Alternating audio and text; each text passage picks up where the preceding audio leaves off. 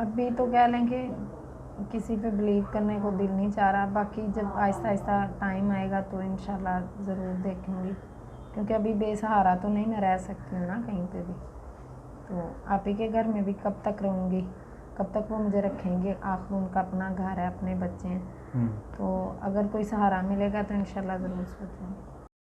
अस्सलाम वालेकुम नाज़रीन, मैं हूं आपका मेज़बान अहमद गौहर। नाज़रीन, इस वक्त मेरे साथ 22 साल तानिया मौजूद है। इनकी एक शख्स से लव मैरिज होती है और वो शख्स इनको दाता दरबार सलाम करने के लिए आते हैं, वहाँ छोड़ के चला जाता है। आइए इनसे बात करते हैं, इनसे जानते हैं कि इनकी लव मैरिज कैसे हुई और इनका हस्बैंड जो था इनको छोड़ के कहाँ चला गया और वापस क्यों नहीं आया। अस्सलाम वालेकुम। वालेकुम सलाम। तानिया, मुझे बताइएगा, सबसे पहले तो ये बताएं कि आपकी लव मैरिज कैसे हुई थी। ये कॉलेज में ही हमारी यानी कि एक दो दफ़ा मुलाकात हुई थी, तो वहीं पे बातचीत हुई है, तो वहीं से हमारा कहने कि सिलसिला स्टार्ट हो गया। तो कितनी देर आपकी लव अफेयर रहा है आपका। यही को तकरीबन 6-7 में। 6-7 माह रहा है। तो फिर आपने शादी कर ली, जी। घर वालों की मर्ज़ी से की थी या खिलाफ़ की थी। नहीं नहीं, घर से भाग के। घर से भाग के की थी। जी। तो कैसे की थी, मतलब घर वालों को मनाने की कोशिश नहीं की आपने। नहीं, काफ़ी की थी लेकिन वो माने नहीं हैं, तो फिर हमने ये कह लें कि कोर्ट मैरिज कर ली थी। कोर्ट मैरिज कर ली थी। जी। ठीक है, तो फिर कोर्ट मैरिज करके आप लाहौर आ गई। जी जी। तकरीबन 3-4 माह हो गए हम लाहौर में आ गए थे। ठीक है, तो जब शादी आपकी हुई है उस वक्त तक वो आपका जो हस्बैंड था वो ठीक रहा आपके साथ। जी, तकरीबन 3-4 माह तो ठीक रहे हैं। तो उसके बाद फिर वो कह रहे थे कि दाता साहब चलते हैं सलाम करने, तो वहाँ पे गए हैं, तो वहाँ पे ही छोड़ के वो कहीं चले गए हैं। तकरीबन 1-1.5 हफ्ता हो गया है, कुछ पता नहीं है उनका। आपने कोई कांटेक्ट करने की कोशिश की उनको, फ़ोन शोन कोई ऐसा। काफ़ी दफ़ा किया लेकिन नंबर ब्लॉक जा रहा है। नंबर बन जा रहा है, तो कोई डपर शपर नहीं करवाई आपने कोई थाने वगैरह में किसी जगह पे। नहीं, कह लें कि मेरे पास अभी कोई सिलसिला ही नहीं है, कोई जगह नहीं है, तो मैं परेशान हूँ, तो घर भी वापस नहीं जा सकती हूँ, तो कुछ अभी तक तो कुछ भी नहीं किया। जब आपकी शादी हुई है तो उस वक्त आपके साथ ज़ाहिर प्यार मोहब्बत की बातें भी होती होंगी, कुछ दावे शावे भी किए होंगे, उसने कोई वादे किस्में भी खाई होंगी। ये तो आपको पता है, हर बंदा ही सबज़ बाग तो दिखाता है, लेकिन वो है ऐसे ही उन्होंने किया था कि घर भी लेके दूंगा, सब कुछ करेंगे, ये वो जो यानी कि लाइफ में इंसान देता है, सब कुछ करने के बावजूद भी वो छोड़ के चले गए। सही है, तो मुझे बताएं कि जब दादा साहब छोड़ के चला गया आपको, तो फिर वहाँ से यहाँ पे कैसे पहुँची हैं आप। मैं तकरीबन 2 से 3 दिन वहाँ पे सोती रही हूँ, खाना शाना वहीं से खाती रही हूँ। तो फिर एक आपी थी वहाँ पे, मुझे रोते हुए देख के तो पूछती हैं क्या हुआ। फिर मैंने उनको बात बताई सारी ना, तो फिर वो मुझे अपने घर ले आई हैं। कह लें कि मैं बेसहारा थी वहाँ पे, तो वो मेरी बात सुन के मेरे पे यकीन करके अपने घर में ले आई हैं। एक कमरा है उनका खुद का, तो कह लें कि मैं यहाँ पे रहना नहीं चाहती हूँ, क्योंकि हर बंदे की अपनी एक फैमिली होती है।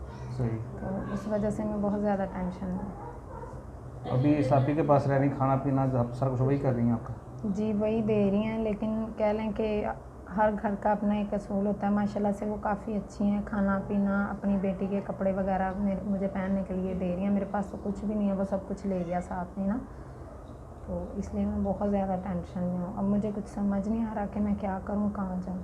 अच्छा, अक्सर लड़कियाँ जब घर से भागती हैं तो माँ बाप का जो और जेवर वगैरह पड़ा होता है, वो घर में पैसे वगैरह पड़े, सारा कुछ ले आती हैं। आप भी लेके आई थी कुछ इस तरह का।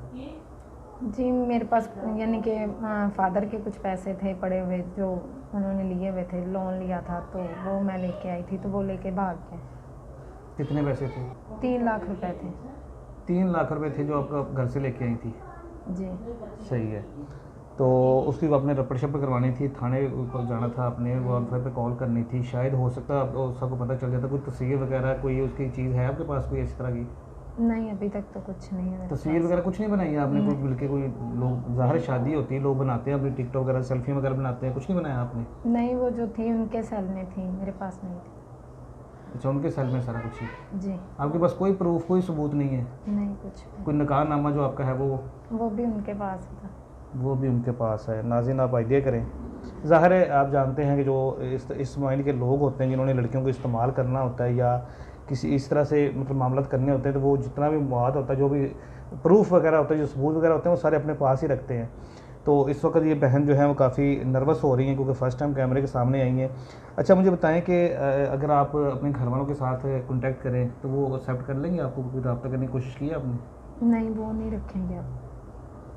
कोशिश करें, हो सकता है कि आपको माफ़ कर दें, वो वापस बुला लें आपको। नहीं, मेरा यानी कि 2 से 3 मरतबा रब्ता हुआ है। वो जो कहते हैं आप हमारी तरफ से मर गए हो, वापसी के जो रास्ते हैं ना वो बंद हैं, आपके लिए घर के दरवाजे बंद हैं, अब आप यहाँ नहीं आ सकते।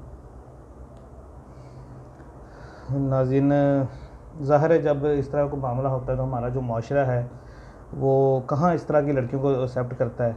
और माँ बाप के लिए भी जो है ना ये एक जो है ना वो क्या कहते हैं उसको कि इंसल्ट का मामला होता है, ना का मामला होता है कि एक लड़की जो घर से चली गई है वो हमारे लिए मर गई है, हमारा उसके साथ कोई ताल्लुक़ नहीं है। मुझे एक बात बताएं, 2 हफ्ता हो गया आपको इस तरह का मामला हुआ है, छोड़ के चला गया आपको, कोई पछतावा होता है आपको कि मैं घर से क्यों भागी हूँ, ऐसे इंसान के साथ क्यों आई हूँ? वो तो कह लें कि दिन रात ही होता है, टेंशन तो होती है, बस कहा नहीं जा सकता। अभी मैं कह लें कि इतनी टेंशन में हूँ कि मुझे कुछ समझ नहीं आ रहा। तो किसी के घर में नींद नहीं आती है, तो अगर आंख लग भी जाए खुलती है तो फिर रोना धोना स्टार्ट हो जाता है। आप ही काफ़ी समझाती हैं कि ना रोया करो, अल्लाह अच्छा करेगा, हम कोशिश करेंगे, लेकिन काफ़ी दफ़ा उन्होंने भी कहा है, समझाया, लेकिन वो कहते हैं नहीं ऐसा नहीं हो सकता। किसको याद करके रोती हैं, अपने शोहर को या माँ बाप को? नहीं, अपनी अम्मी को, अपनी सिस्टर को। वो ज़्यादा करीब थी आपके? जी जी, क्योंकि मेरी वजह से उस पर कह लें कि ज़्यादा मसला बन रहा है ना, टेंशन आ रही है, उसको फेस करनी पड़ रही है इसलिए। मुझे एक बात बताएं कि एक माँ बाप है वो इतनी मुश्किलों से अपनी बेटी को जो है ना पढ़ाते हैं, पालते हैं, उनकी सारी ख्वाहिशें पूरी करते हैं, उसके नाज नखरे उठाते हैं।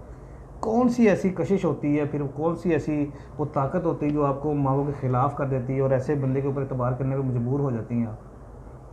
ये तो कहना है कि मुझे भी कुछ समझ नहीं आया कि क्यों हुआ है या कैसे हुआ है, बस अब पछतावा रह गया है।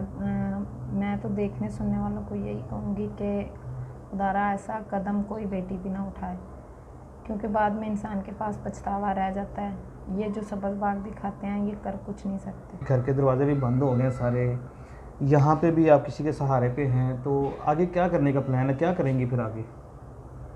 अभी तक तो कुछ समझ नहीं आ रहा कि क्या करना है, तो देखते हैं। अभी कोई जॉब वगैरह ढूंढूंगी, अगर मिल गई तो कहीं अच्छी, तो देखते हैं, अल्लाह करे कोई सहारा बन जाए। मेरे पास तो कह लें कि अपना घर भी नहीं है इस टाइम। ना घर है, ना खाने के लिए कुछ है, कुछ भी नहीं है, किसी के नहीं। आसरे पे हैं अभी? हाँ जी, एक बंदा होता है ना कि अपने घर में हो तो कोई भी ख्वाहिश जाहिर करके खा पी सकता है या पहन सकता है, तो बस वही चीज़ें फील हो रही हैं। अभी तो कह लें कि किसी पे बिलीव करने को दिल नहीं चाह रहा, बाकी जब आहिस्ता आहिस्ता टाइम आएगा तो इंशाल्लाह ज़रूर देखूँगी, क्योंकि अभी बेसहारा तो नहीं मैं रह सकती हूँ ना कहीं पे भी। तो आप ही के घर में भी कब तक रहूँगी, कब तक वो मुझे रखेंगे? आखिर उनका अपना घर है, अपने बच्चे हैं, तो अगर कोई सहारा मिलेगा तो इंशाल्लाह ज़रूर सोचूँगी। नाज़रीन, अभी आपने स्टोरी सुनी इनकी। हमने इस तरह की काफ़ी सारी स्टोरियाँ की हैं, लेकिन एंड पे जो माँ बाप के ख़िलाफ़ जाके शादियाँ करती हैं लड़कियाँ, ज़्यादातर 90% उन लड़कियों का यही हाल होता है। जब किसी को कोई लड़का छोड़ के जाता है ना इस तरह लव मैरिज के अंदर, तो बहुत कम लोग ऐसे होते हैं जिनको कोई सहारा मिलता है, जिसको कोई संभालने वाला मिल जाता है। वरना हमने अक्सर देखा कि ऐसी लड़कियां जो हैं वो जो फहाशी के अड्डे होते हैं वहाँ पे चली जाती हैं, उनको कोई वर्गला के ले जाता है या जैसे भी चली जाती हैं भूखे मारे या मजबूरी से। तो अक्सर लड़कियों को हमने यही हाल देखा है। अगर इनके माँ बाप, इनके वालिद में इनकी वीडियो को देख रहे हैं, मैं उनसे गुजारिश करूँगा कि बेटी है, गलती हो गई है, उससे माफ़ कर दीजिए। आपने भी बहुत सारी गलतियाँ की होंगी ज़िंदगी में, तो अगर आप इनको माफ़ करके एक्सेप्ट कर लें तो हो सकता है इनकी जो ज़िंदगी है वो बच जाए, किसी गलत हाथों में ना चली जाए ये, और ये आपके सेफ़ हाथों में आ जाए। अगर कोई शख्स इनसे शादी करना चाहे या इनका कोई सहारा बनना चाहे तो इनका कॉन्टैक्ट नंबर जो है हम अपनी स्क्रीन पे दे रहे हैं, आप इनसे रब्ता कर सकते हैं। इजाज़त दीजिए, अल्लाह निगहबान।